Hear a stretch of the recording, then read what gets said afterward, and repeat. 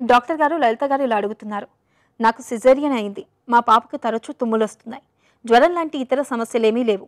మా డాక్టర్ గారిని అడిగితే సిజేరియన్తో పుట్టిన పాప కదా, తుమ్ములు వస్తాయిలే అంటున్నారు. సిజేరియన్కి పాప తుమ్ములకి సంబంధం ఏంటో అర్థం కావడం లేదు. మీరేమైనా సలహా ఇస్తారా అని అడుగుతున్నారు.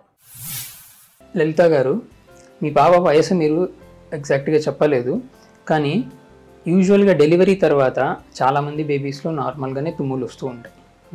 డెలివరీ తర్వాత నార్మల్ అయినా సిజేరియన్ అయినా కొంత ఉమ్ము నీరు అనేది ముక్కుల్లో వాటిలో ఉండిపోతాయి కొన్ని సెక్రీషన్స్ ఉండడం వల్ల.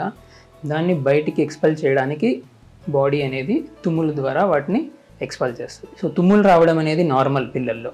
తుమ్ములతో పాటు వేరే ఇతర సమస్యలు ఏమీ లేకపోతే దాని గురించి ఎక్కువ వరి అవ్వాల్సిన అవసరం ఉండదు. సో ఫస్ట్ ఫ్యూ డేస్ యూజువల్గా 5 నుంచి 15 రోజుల లోపల చాలామంది పిల్లలకి తుమ్ములు వస్తూ ఉంటాయి. కానీ సిజేరియన్ డెలివరీ వల్ల వచ్చిన పిల్లలకి కొంత నీరు ఎక్కువ ఉండే ఛాన్స్ ఉంటుంది ముక్కుల్లో కానీ, ఎందుకంటే వాళ్ళు మొత్తం ఆ ప్రెషరు వాటన్నిటి నుంచి రారు కాబట్టి కొంతకాలం ఎక్కువ తుమ్ములు వచ్చేదానికి ఛాన్స్ ఉంటుంది. కానీ అది యూజువల్గా ఒక 5 to 15 డేస్ వరకే ఉంటుంది.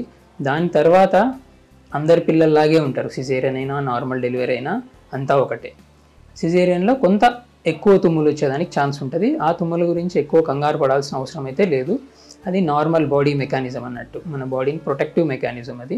సో ఏమన్నా సెక్రీషన్స్ ఉండి ఇరిటేట్ అవుతుంటే దాన్ని బయటికి తీయడానికి తుమ్ముల ద్వారానే బయటికి తీస్తారు. ఒకవేళ మీ పాప పెద్ద పాప 3 months 4 months పాప అయ్యి ఓన్లీ తుమ్ములు వస్తున్నాయి, వేరే సమస్యలు లేకపోయినా ఆ ఏజ్లో తుమ్ములు వస్తున్నాయంటే అవి అలర్జీ సంబంధించిన లక్షణాలు. సో వాటికి మీరు దగ్గరలో డాక్టర్ దగ్గర చూపించుకోవాల్సి ఉంటుంది. చిన్న బేబీస్లో సిజేరియన్ వల్ల తుమ్ములు అనేది అంత ఎక్కువ మనం వరి అవ్వాల్సిన ప్రాబ్లం అయితే కాదు. అది ఫస్ట్ 15 డేస్ వరకే.